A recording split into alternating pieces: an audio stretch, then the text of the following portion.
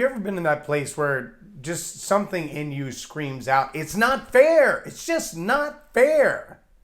You realize that someone is messing around in the mix, so to speak. They've got their own little agenda. They've got their own plan. And it's not what it should be. It's selfish. It's corrupt. It's pointed only to their benefit, and other people are going to lose big time.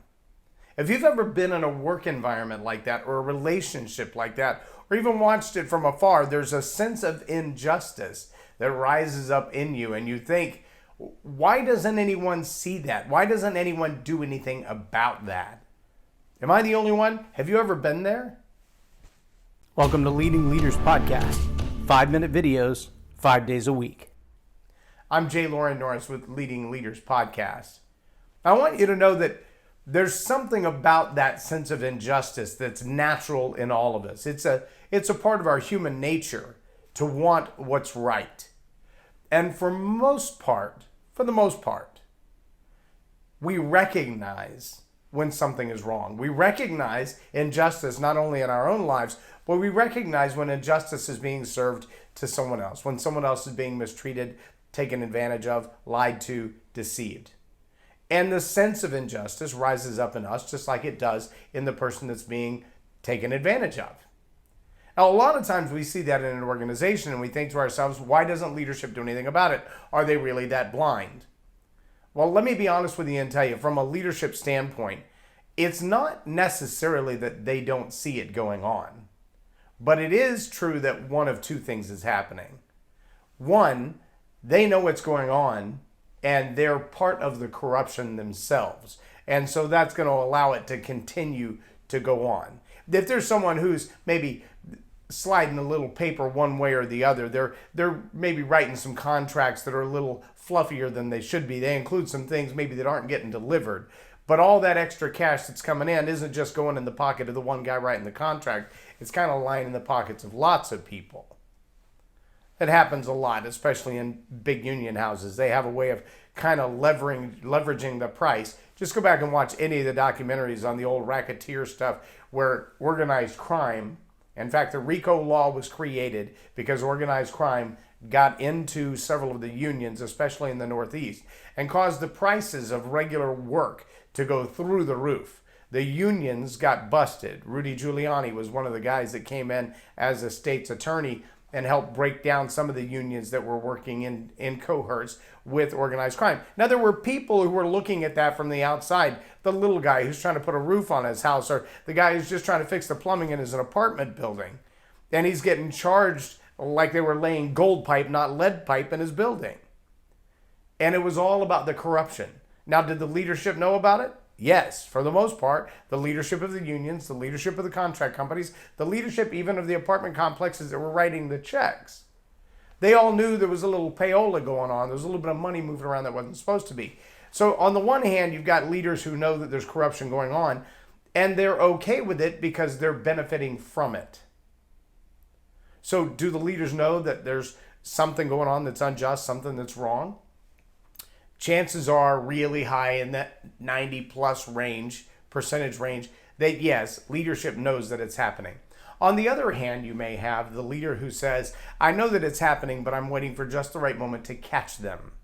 Because I don't want to just call it out and have that worm go back underground and reappear somewhere else. I want to be able to catch that worm by its neck and yank it out of the ground. So I've got to wait until there's enough evidence, until it's clear enough, or until, and this is a very common case, and it happens in families at the lowest level. When you've got one child who likes to lie, likes to mischievously take things from other people, likes to hurt other people, and they go, oh, look, they did it. Yes, siblings do it all the time. They kick one brother or one sister, and then when they cry out, they're like, but they touched me first, right? It's that same level of injustice that we're dealing with. But while the kid may think, Mom didn't notice it, oh, Mom noticed it, and Dad knows it. And there's going to be a time that there's a reckoning for that.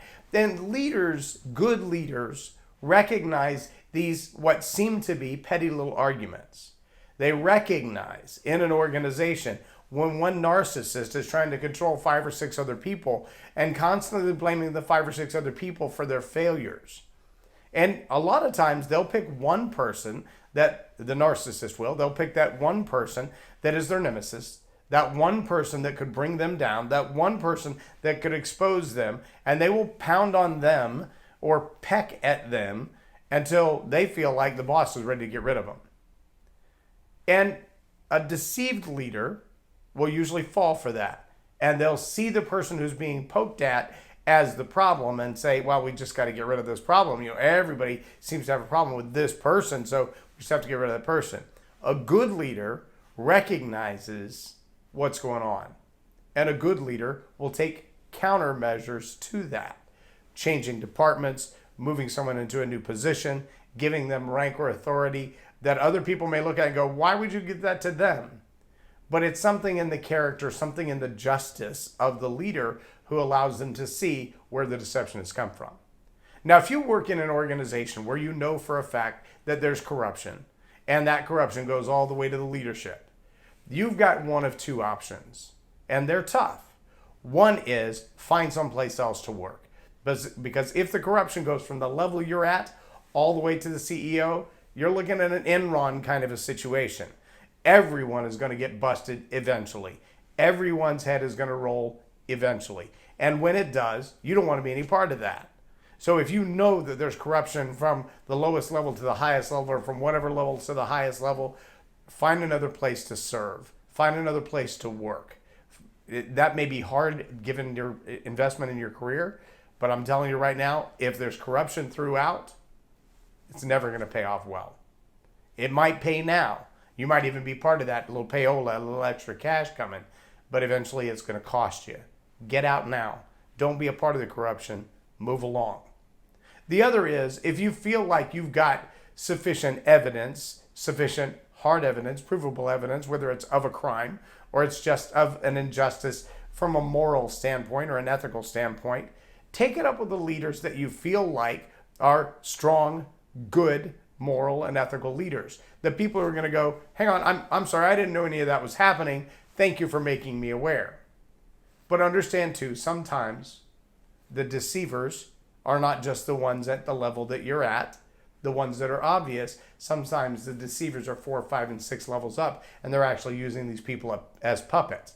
And when you report to them, rather than them coming back to the people who are acting out and saying, you need to stop doing that, they're going to go back to them and say, you've been found out, you need to find another way to operate.